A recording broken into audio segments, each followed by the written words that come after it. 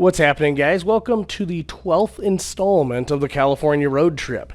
Today's episode, we're going to be going, we're starting on we're driving along the Navarro River on Highway 128, I believe it is. The really interesting thing is this is a Redwood State Park, much like the Avenue of the Giants.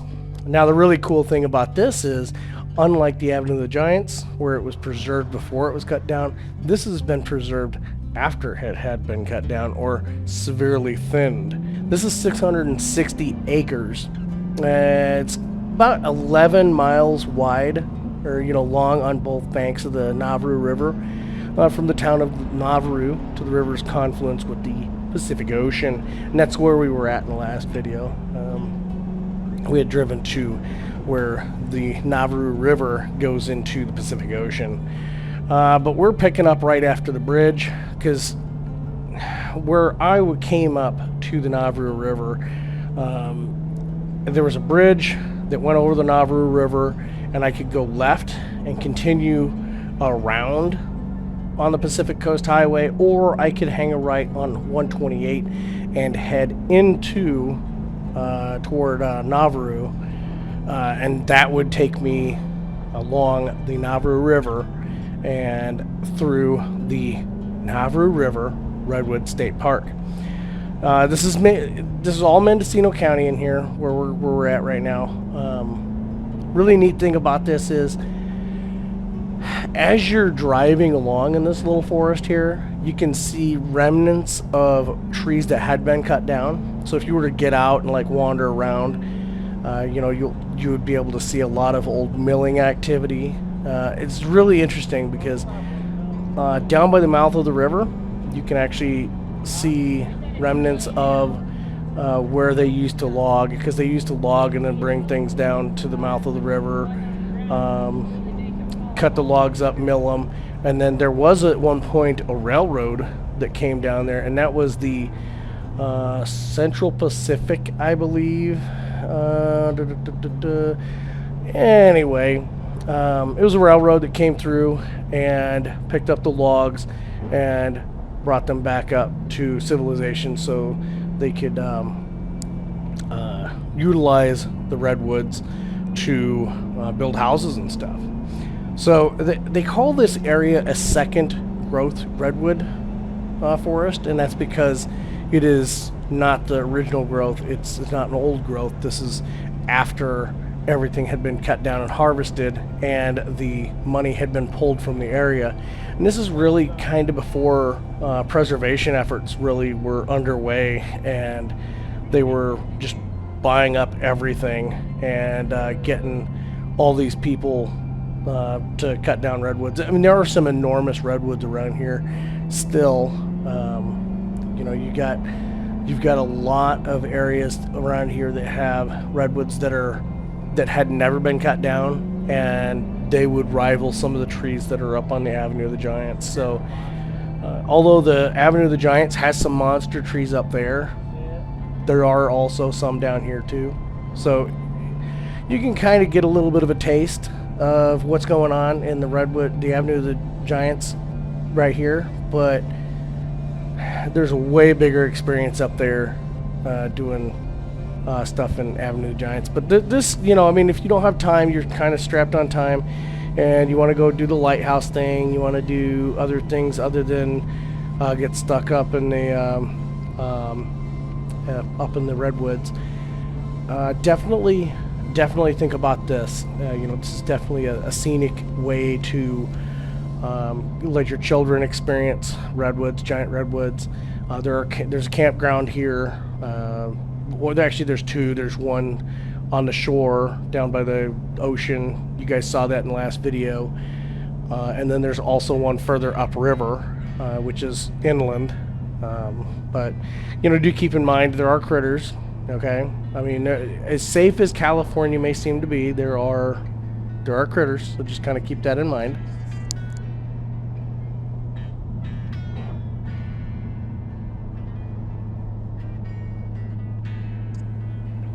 So all of this milling history, there were actually a couple of building sawmills here and they were just kind of burnt down and then rebuilt and then burnt down and rebuilt. But they were built on different sections.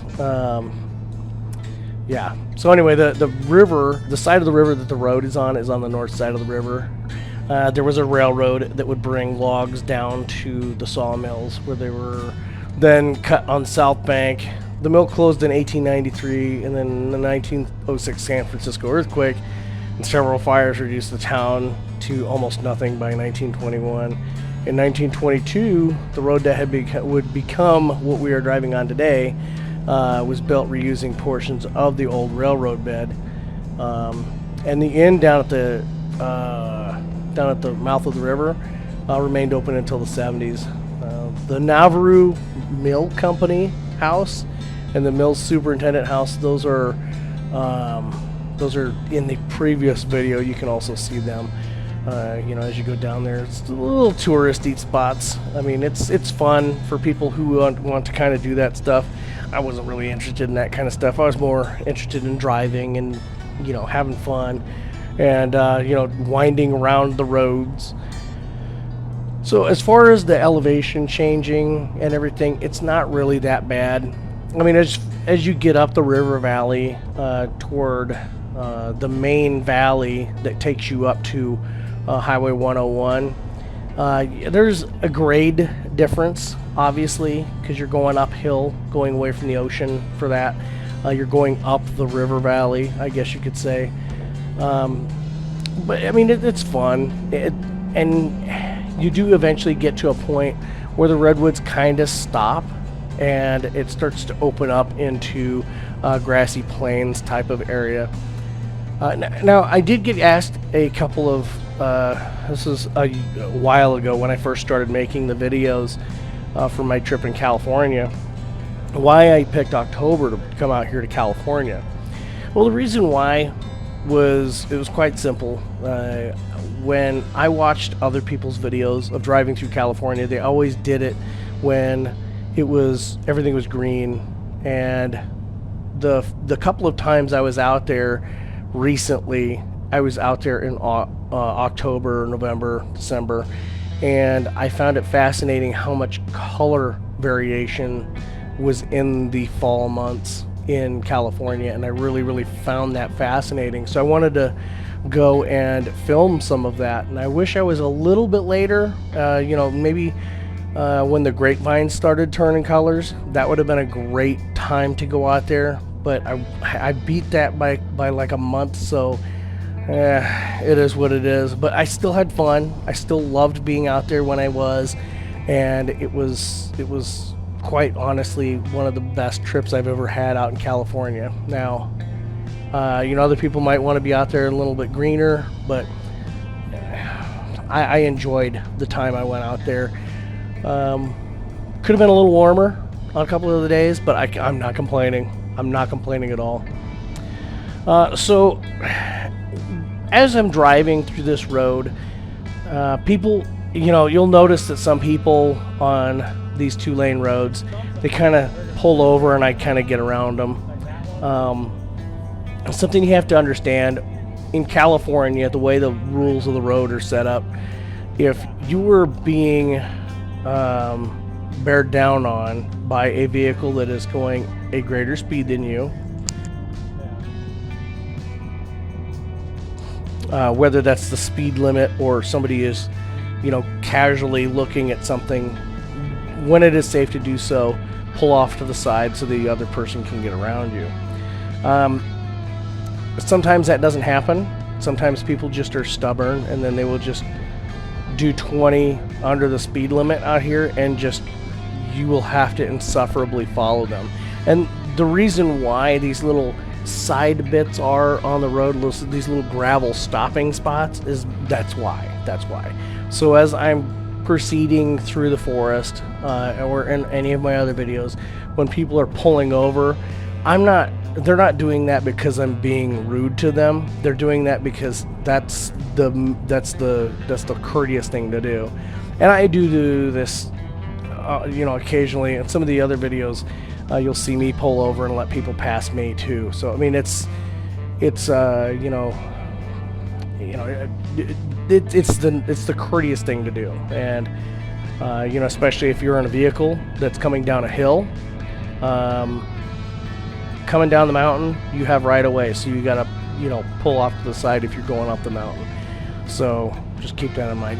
Coming up the mountain in a big truck sucks. Well, let me tell you what, had to do that several times when I was out here working one year, and that was in 21, and that sucked because there was one time I had to back down a pretty steep hill to let somebody pass, and it was not fun because I had a little bitty tiny trailer on the back, and it was trying to get away. I mean, it's one of those trailers where you can't see it. You got little flags on the back of the fenders, and yeah.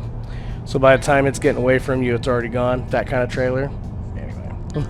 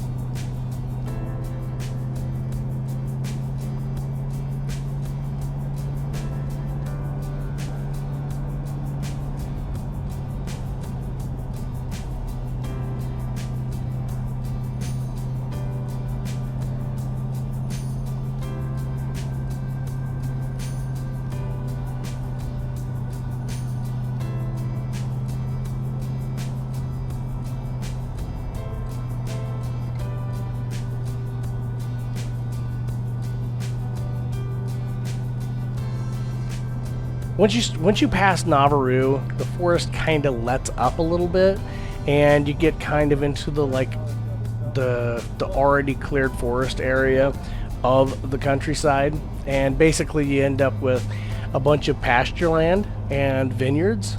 Believe it or not, California is big on cattle and ranching, so just kind of keep that in mind when you guys are out there.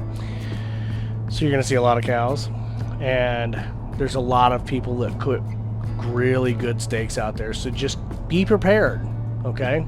So anyway, as you're driving down the countryside, Navarro, or the Navarro River Valley, is no stranger to breathtaking views.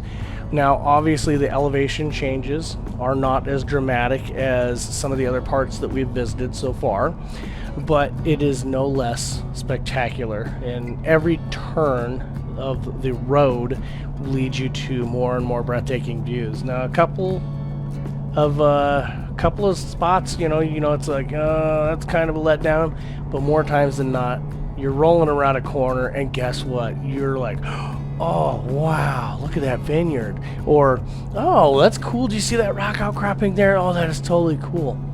And the really cool thing is, everything was made for you to pass by just that day. So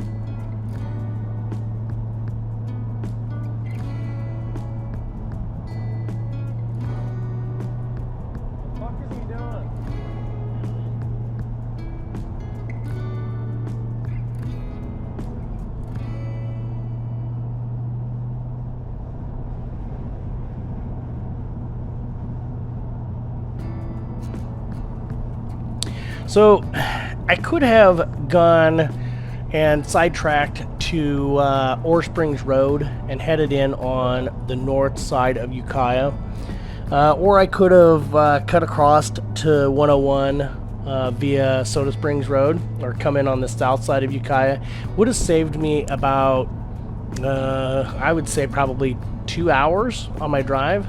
And yeah, but the thing is, I would have missed something that I really wanted to eat at, and this is a place that I had never been. I've been recommended this thing several times when I've been out there in 2021, 22, and then this time here it was recommended to me again. So I wanted to definitely check this place out because everybody had been talking it up. Everybody had been saying this place is phenomenal. You've got to, go, and you've got to get to eat at this place. Yeah, so you know what? I took everybody up on that, and I decided, all right, we'll stop into it.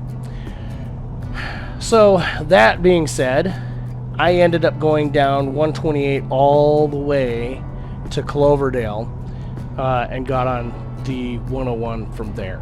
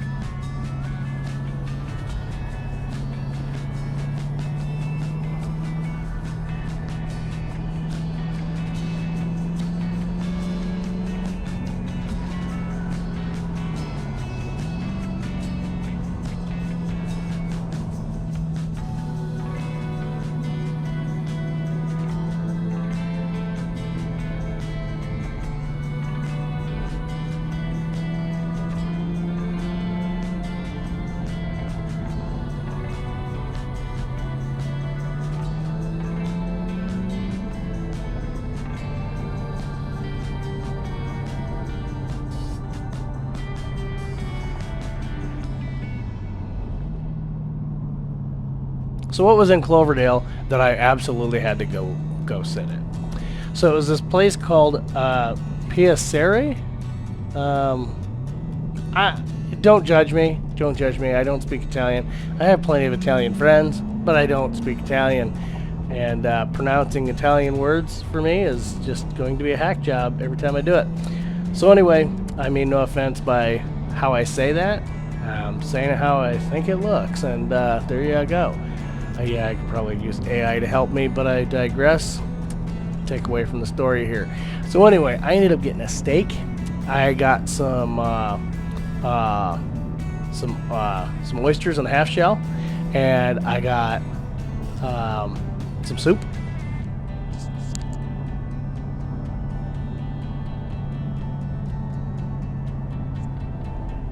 And my goodness, if you had told me that an angel had come out of the sky and went into that kitchen and specifically made that dish for me, all that food for me, I would have had a hard time not believing you.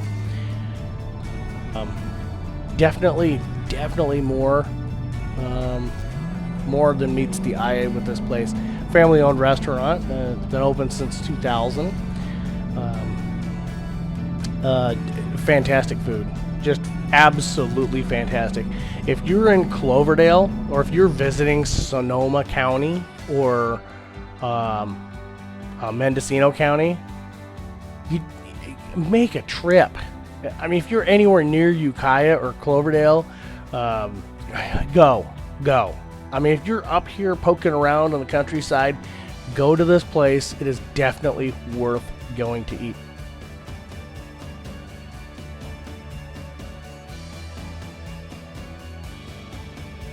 Yeah, so the next video, I'm gearing up to actually leave California, and I'm going to be heading to Salt Lake City, but there's a special hiccup along the way. So just stay tuned, guys. Feel free, leave them in the comments, and until next video, catch you then. Thank you guys for watching. Thank you guys for subscribing. Thank you for supporting the channel and encouraging me to keep up the good work and making more videos for you.